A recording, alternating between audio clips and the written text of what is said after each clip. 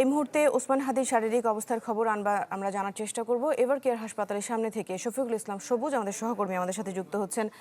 সবুজ, হাদির বিষয়ে ডাক্তাররা নতুন করে কোনো ব্রিফিং দিয়েছে কিনা, কি অবস্থা এখন, সব মিলিয়ে বলবেন। সব মিলে যে চিত্র এখানে আমরা দেখছি বা সকাল থেকে এখন পর্যন্ত যে অবস্থা রয়েছে তা হচ্ছে আনুষ্ঠানিকভাবে চিকিৎসকদের পক্ষ থেকে ওসমান হাদির বিষয়ে এখন পর্যন্ত কোনো তথ্য জানানো হয়নি। তবে ভেতর থেকে তার বন্ধু সহযোদ্ধারা যারা সকাল থেকে ভেতরে প্রবেশ করেছেন এবং চিকিৎসকের সাথে কথা বলেছেন, আমরা ওভারফোনে কয়েকজনের সাথে যোগাযোগ করার চেষ্টা করেছি। সবাই এক ধরনের তথ্যই দিচ্ছেন যে ডাক্তাররা আসলে অবজারভেশনে রেখেছেন। জীবন মৃত্যুর এক প্রকার সন্ধিক্ষণে রয়েছেন ওসমান হাদি। বা ডাক্তারদের যে চিকিৎসা বিজ্ঞানের ভাষা অনুযায়ী তার 48 ঘন্টা দেখবেন, 72 ঘন্টা দেখবেন। এর মধ্যে একজন 24 নামে একটি সংগঠন, সেই মঞ্চের আহ্বায়ক ফাহিম ফারুকি, তিনি এসে গণমাধ্যমের সাথে কথা বলেছেন। তিনি বলেছেন যে তিনি চিকিৎসা গ্রহণ করছেন এবং তার মস্তিষ্কে যে রক্তক্ষরণ ছিল তা বন্ধ হয়েছে, এই তথ্য তিনি দিয়েছেন। এবং এই তথ্য কিন্তু গতকাল রাতেও এখানকার চিকিৎসক এবং ঢাকা মেডিকেলের চিকিৎসকরা কিন্তু আমাদেরকে বিক্ষিপ্তভাবে এই তথ্য জানিয়েছেন। এবং গণ অধিকার পরিষদের সাধারণ সম্পাদক রাশেদ খান বেরিয়ে বা গণমাধ্যমের সাথে কথা বলেছেন।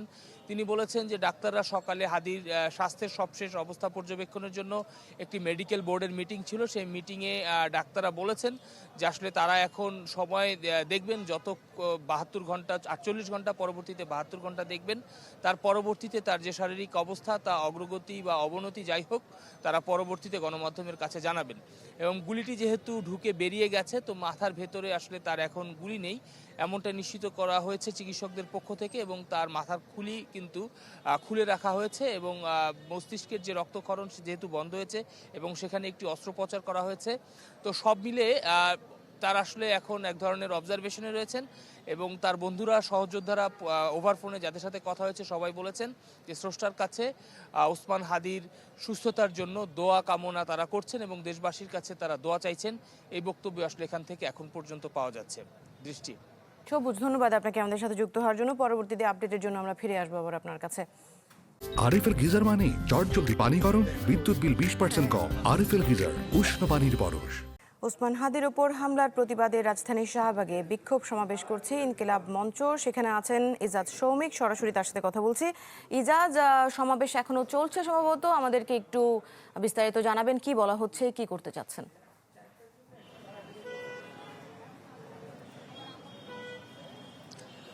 শাহবাগে ইনকিলাব মঞ্চের উদ্যোগে যে সমাবেশটি ছিল, সেই বিক্ষোভ সমাবেশ শেষ হওয়ার পরে পরবর্তীতে একটি বিক্ষোভ মিছিলে পরিণত হয় এবং শাহবাগ থেকে বিক্ষোভ মিছিল নিয়ে ঢাকা বিশ্ববিদ্যালয়ে প্রবেশ করে এবং ঢাকা বিশ্ববিদ্যালয়ের এই রাজু ভাস্কর্যের সামনে এসে বিক্ষোভ মিছিলটি শেষ হয়েছে। ঠিক এখন থেকে 5 মিনিট আগে বিক্ষোভ মিছিলে অংশ নেয়া যারা রয়েছেন তারা আস্তে আস্তে চলে যাচ্ছেন এবং বিক্ষোভ মিছিল থেকে একটি আলটিমেটাম দেওয়া হয়েছে। এবং বিক্ষোভ মিছিলে প্রধান অতিথি ছিলেন আমাদের সম্পাদক মাহমুদুর রহমান। তিনি ইনকিলাব মঞ্চের পক্ষ হয়ে এই যে আলটিমেটামটি দিয়েছেন যে আগামী 24 ঘন্টার মধ্যে হামলাকারীকে ধরতে হবে এবং আগামী 15ই ডিসেম্বরের সর্বদলীয় প্রতিরোধ সমাবেশের আহ্বান জানিয়েছেন তিনি। যে সর্বদলীয় প্রতিরোধ সমাবেশে সকল রাজনৈতিক দল অংশ নেবে এবং এই প্রোগ্রামটি হবে কেন্দ্রীয় শহীদ মিনারে। এই প্রতিরোধ সমাবেশের আগে হামলাকারীকে ধরতে হবে। যদি ধরা সম্ভব না হয় তবে সেক্ষেত্রে